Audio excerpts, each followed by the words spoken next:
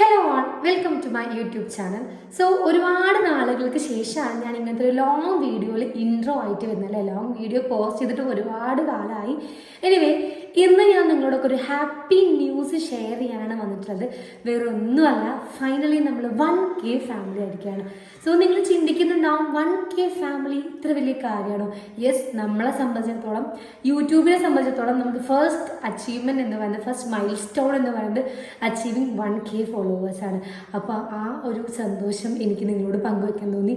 Because നമുക്ക് 1K followers എന്ന് പറയുമ്പോൾ നമുക്ക് പ്രത്യേകിച്ച് ഇൻസ്റ്റഗ്രാമോ ടിക്ടോക്കോ അങ്ങനത്തെ ഒരു ബാക്ക്ഗ്രൗണ്ടിൽ നിന്ന് വന്നവരൊന്നും ആയിരുന്നില്ല. നോർമൽ വീഡിയോസ് ഇട്ടിട്ട് ആണ് ആ ഒരു 1K ഫോളോവേഴ്സ് എനിക്ക് അച്ചീവ് ചെയ്യാൻ സാധിച്ചത്.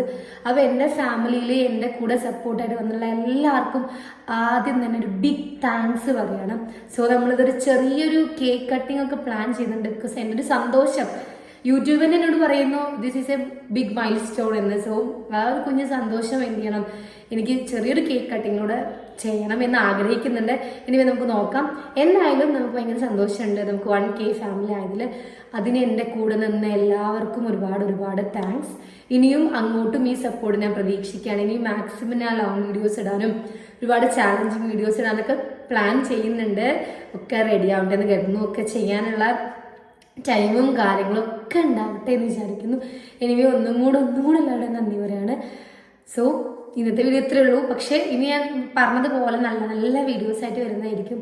സോ എല്ലാവരും സപ്പോർട്ടും ഈ ഇത്ര കാലം നല്ല സപ്പോർട്ട് ഇനിയും അങ്ങോട്ടുണ്ടാവുക. സോ നമുക്കിനി കേക്ക് കട്ടിങ് പരിപാടിയിലേക്ക് കിടക്കാം അല്ലേ. എൻ്റെ ഹസ്ബൻഡിന് ഒഴിവില്ലാത്തതുകൊണ്ട് തന്നെ ആൾ ഉണ്ടാവില്ല. പക്ഷെ ഞങ്ങൾ കുറച്ച് പേര് വെച്ചിട്ട് കേക്ക് കട്ട് ചെയ്യാനാണ് പ്ലാനിങ്. സോ നമുക്ക് നേരെ കേക്ക് കട്ടിങ്ങിലേക്ക് കിടക്കാം.